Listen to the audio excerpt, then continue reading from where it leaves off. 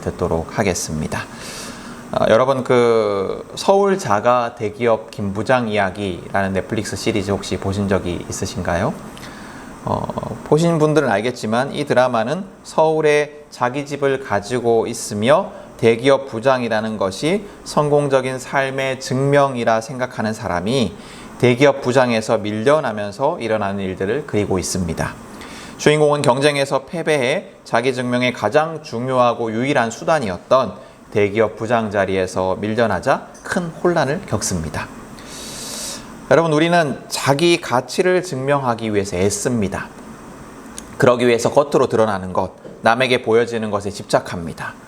김 부장이 누구나 알만한 회사의 부장, 또 더 나아가 임원 자리에 집착한 것처럼 말입니다. 우리도 김 부장처럼 겉으로 드러나는 집, 차, 옷, 직업, 또 공부 잘하는 자녀 등을 통해서 내 가치를 증명하고자 합니다. 그런데 이런 생각을 한번 해봅니다. 우리가 겉으로 드러나는 것에 집착하는 이유가, 그렇게 해서 자기 증명을 하고자 하는 이유가 실은 내 내면의 불안 때문은 아닌가? 내 삶이 행복하지 않기 때문에, 내 삶이 만족스럽지 않기 때문에 오는 불안을 겉으로 드러나는 것에 의지하여서 해소하려는 시도가 앞서 말한 것들에 대한 집착이 아닌가 하는 생각을 해봅니다. 오늘 예수님은 예루살렘 성전에 대한 예언으로 말씀을 시작을 하십니다. 이 예수님이 바라보고 계시는, 또 예수님의 말을 듣고 있는 사람들이 바라보고 있는 이 예루살렘 성전은 헤롯 대왕이라는 사람이 건축한 성전입니다.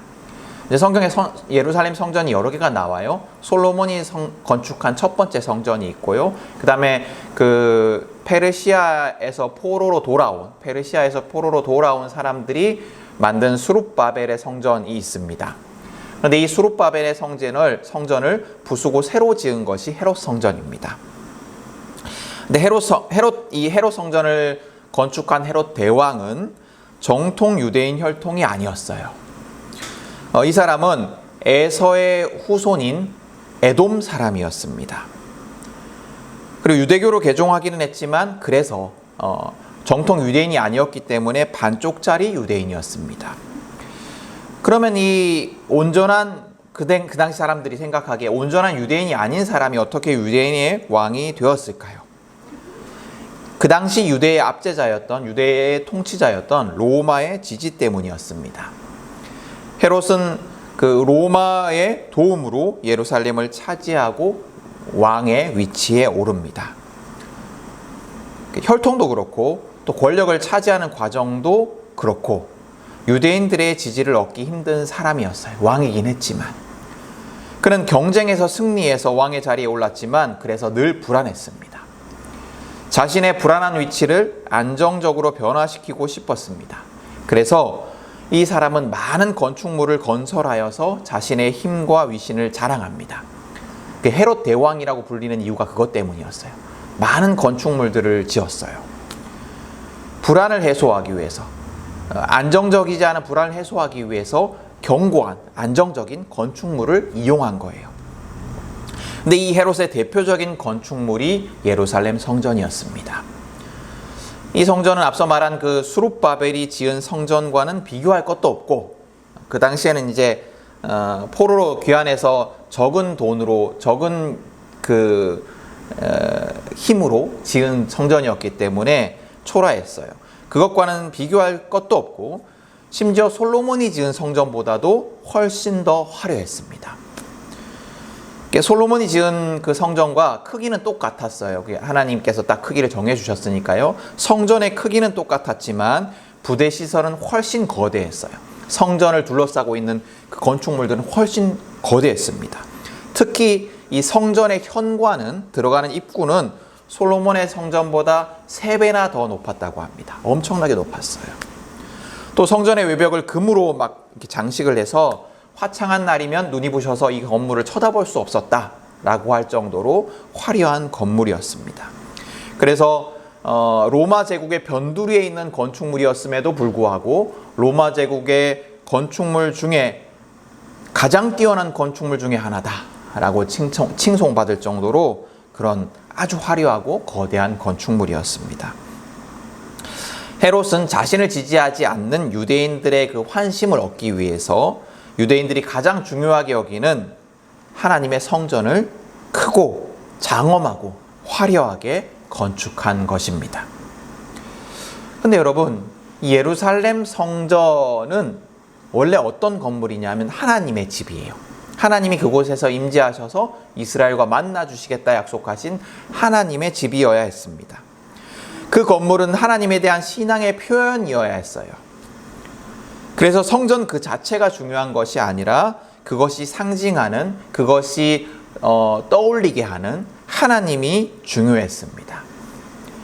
그러나 헤롯 대왕이 지은 성전은 하나님에 대한 신앙과는 상관이 없었어요. 하나님과는 상관이 없었어요. 오로지 헤롯 대왕의 불안을 해소하기 위한, 헤롯 대왕의 그 불안한 지위를 해소하기 위한 건축물이었습니다. 그래서 헤롯이 지은 성전은 하나님의 성전이었지만 철저히 헤롯을 위한 공간이었습니다. 여러분, 헤롯은 이 건축물들을 통해서 안정을 찾고자 했어요. 불안을 해소하고자 했습니다. 여러분, 우리는 무엇을 통해서 안정을 찾고자 할까요? 우리는 무엇에 기대어서 우리의 불안을 해소하려고 할까요? 우리의 불안을 해소할 만한 견고한 건축물이 우리에게는 무엇입니까? 헤롯의 화려하고 장엄한 건축물 같은 것이 우리에게는 무엇입니까? 여러분, 우리는 끊임없이 불안에 시달립니다. 불안한 미래, 또 불안한 현실, 모든 것이 불안합니다. 나 자신의 미래와 현실만 불안한 것이 아닙니다. 이게 자녀들을 생각하면 더 불안해져요. 불안은 더 커집니다. 그래서 불안을 해소하기 위해서 오늘 헤롯처럼 절대 흔들리지 않고 흔들리지 않을 것 같은 견고한 건축물을 지으려고 합니다. 그 건축물의 대표적인 것이 돈이에요. 돈을 모으기 위해서 애를 써요. 또 돈을 불리기 위해서 애를 씁니다. 이렇게 돈이 많아지면 근데 우리의 불안이 해결될까요? 우리가 많은 돈만 있으면 평화를 얻을 수 있을까요? 여러분, 헤롯 대왕이 지은 성전이 헤롯에게 평화를 가져다 주었을까요? 오늘 성경에서 예수님은 헤롯이 지은 성전이 완전히 무너질 것을 예언하십니다. 예수님이 이렇게 말씀하세요. 너희가 보고 있는 이것들이 돌 한 개도 돌 위에 남지 않고 다 무너질 날이 올 것이다. 헤롯의 불안을 해소하고 또 안정을 찾기 위해서, 평화를 찾기 위해서 지은 이 성전은 예수님의 예언대로 서기 70년경에, AD 70년경에 로마군에 의해서 완전히 무너지고 맙니다. 성전의 최후가 보여주듯 헤롯도 평화를 얻지 못합니다. 헤롯은 끊임없이 불안에 시달리며 심지어 자기 아내와 자기 아들과 또 장모까지도 다 죽여버려요. 여러분, 만약 헤롯이 의지했던 것이 화려한 건축물이 아니라, 장엄한 건축물이 아니라 하나님이었다면 어땠을까요? 오늘 읽은 본문은 성전에 자기가 가진 모든 것을 헌금했던 여인 이야기에 이어서 등장하는 이야기입니다. 예수님은 성전에 서서 부자들 사이에서 2렙돈의 푼돈을 헌금하는 여인을 칭찬하세요. 오늘 읽은 본문 앞쪽에 보시면 2렙돈의 헌금을 하는 여인을 칭찬하십니다. 근데 이 여인의 헌금 이야기가 가르치는 것은 내가 가진 모든 것을 헌금하라 뭐 이런 것이 아닙니다. 여인의 헌금은 여인이 얼마나 하나님을 의지했던가를 보여주는 상징이었어요. 여러분, 이 여인은 과부였습니다. 가난했습니다. 누구보다도 불안한 위치에 있었어요. 그런데 그 불안했던 여인이 의지한 것은 하나님이었습니다. 예수님은 그래서 이 여인을 칭찬하신 거예요. 하나님을 의지하는 이 여인을 칭찬하십니다. 그런데 이 여인은 헤롯과 완전히 대조돼요. 불안했던 헤롯도 이 여인처럼 하나님을 의지해야 했습니다. 그러나 그는 언제든 무너질 성전이라는 건축물을 의지합니다. 제가 예전에 초등학교 하교 시간에 교문 근처에 늘어서 있는 그 차를 보고 지나가다가 같이 있던 친구들에게 이렇게 말했어요. 야, 예전에는 다 알아서 집에 갔는데 요즘에는 다 왜 이럴까?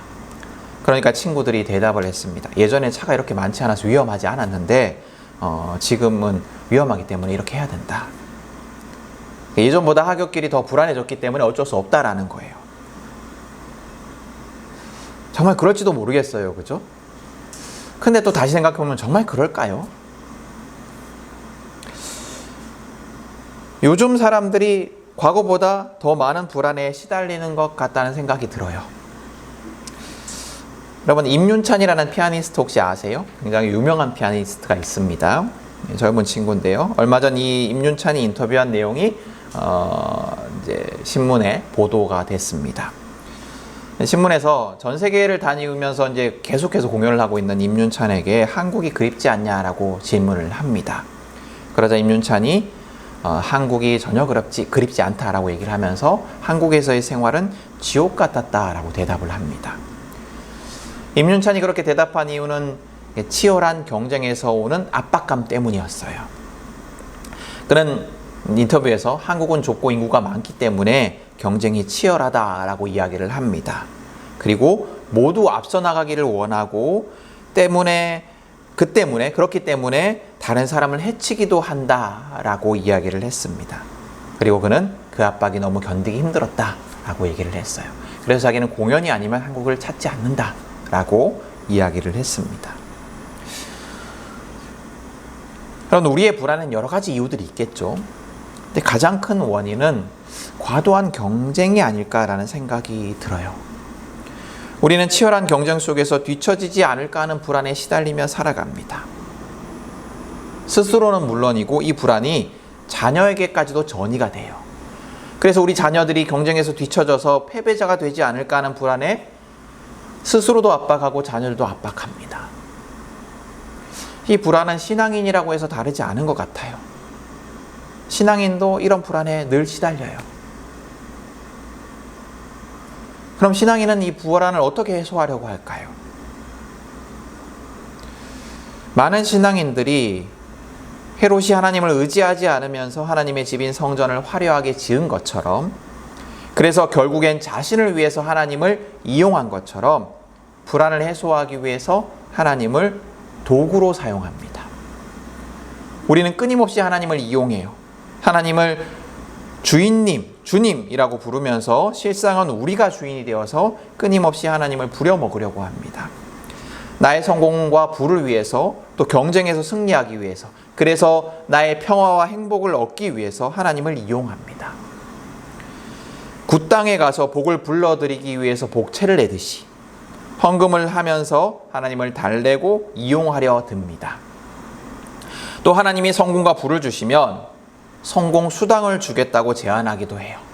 복 주시면, 성공하게 해주시면 내 헌금 많이 하겠다라고 말입니다. 그러다가 불행에 닥치거나 경쟁에서 뒤처지거나 내 마음대로 안 되면 이제 하나님께 막 따져요. 내가 그동안 낸 돈이 얼만데, 내가 그동안 들인 공이 얼만데, 시간이 얼만데 내게 이런 일들이 일어나냐면서 빚쟁이처럼 막 달려듭니다. 그럼 우리는 이렇게 하나님을 나의 승리를 위한, 나의 평화를 위한 도구로 삼고 살아가면서 하나님을 믿는다. 나는 그리스도인이다. 라고 착각하고 있는지도 모릅니다. 그렇게 수십 년을 신앙하면서 아무 문제의식 없이 살아가고 있는지도 모릅니다. 자기를 위해서 하나님의 성전을 화려하게 짓고 그것을 이용했지만 하나님은 의지하지 않았던 헤롯처럼 말입니다. 여러분, 나의 신앙은 어떻습니까? 나는 어떻게 불안을 해소하며 살아가고 있습니까? 나는 정말 하나님을 의지하고 있습니까? 여러분, 우리는 헤롯과 같은 신앙인이 되어서는 안 됩니다. 헛된 것을 의지하여 불안을 해소하려고 하는 시도는 반드시 실패합니다. 오직 하나님만이 우리에게 완전한 평화를 주십니다. 불안은 끊임없이 다른 불안을 재생산합니다. 불안은 꼬리에 꼬리를 물고 계속해서 이어지는 속성을 가지고 있어요. 특히나 이 무한한 경쟁의 컨베이어 벨트 위에 올려진 우리들은 그 불안에서 벗어날 수가 없어요.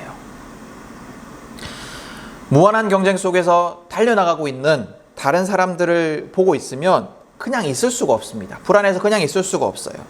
그래서 우리는 끝이 어떻게 될지도 모른 채 경쟁의 다름질을 그치지 않습니다. 저 끝에 정말 행복이 있을지, 정말 평화가 있을지 알지도 모르는 채 그냥 막 달려가요. 이 불안에서 벗어나기 위해서는 그 컨베이어 벨트에서 내려와야 돼요. 근데 여러분, 우리가 그 과도한 경쟁의 컨베이어 벨트에서 내려올 수 있을까요? 불가능해 보여요.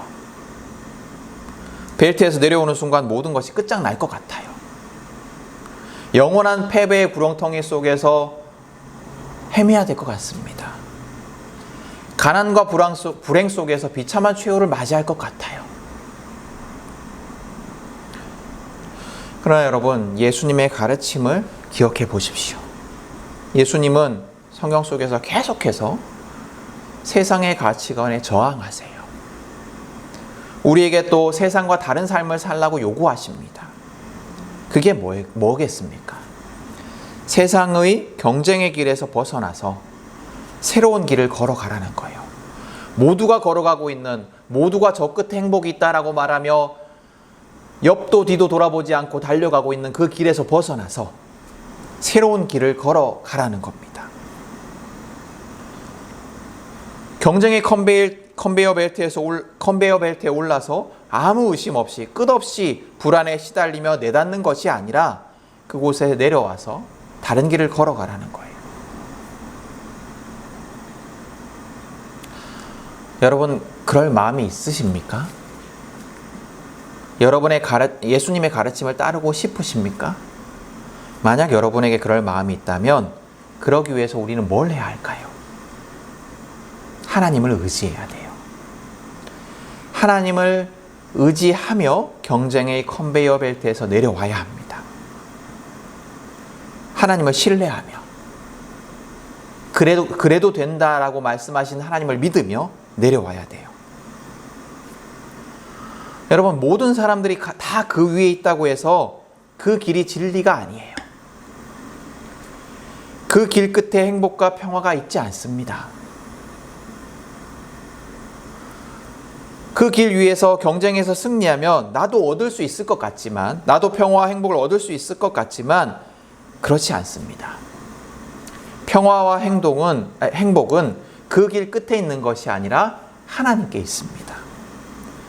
그 어떤 견고해 보이는 것들도, 행복의 근원처럼 보이는 것들도 실상은 다 무너질 것들이에요. 오직 하나님만이 완전히 견고하시고 완전한 행복을 주실 수 있습니다. 완전한 평화를 주실 수 있습니다. 여러분, 이걸 믿으셔야 돼요. 이걸 믿으면 우리도 내려설 수 있습니다. 그러면 그 길에서 내려서면 우리도 불안이 아니라 평화를 얻을 수 있습니다.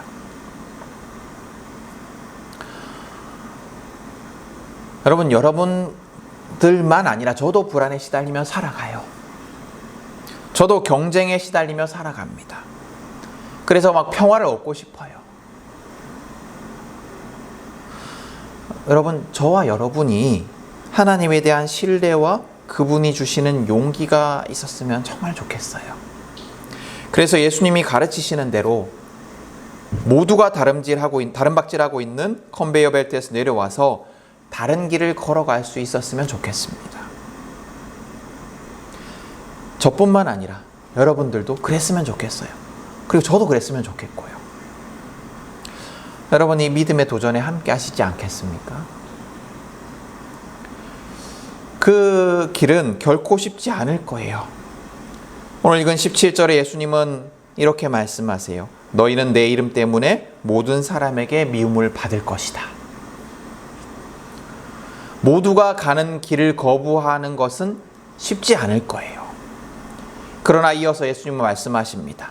그러나 너희는 머리카락 하나도 잃지 않을 것이다.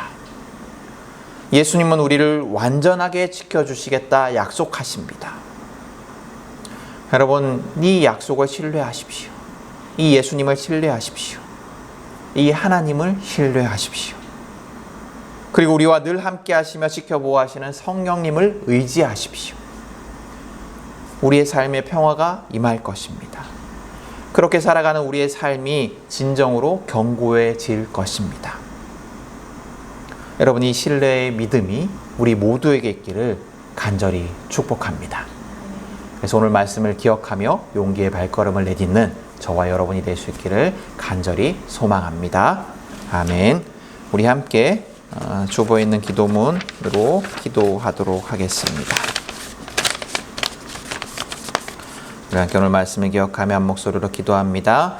든든하신 하나님, 헛된 것 의지하지 않고 당신이 주시는 평화 누리게 하소서.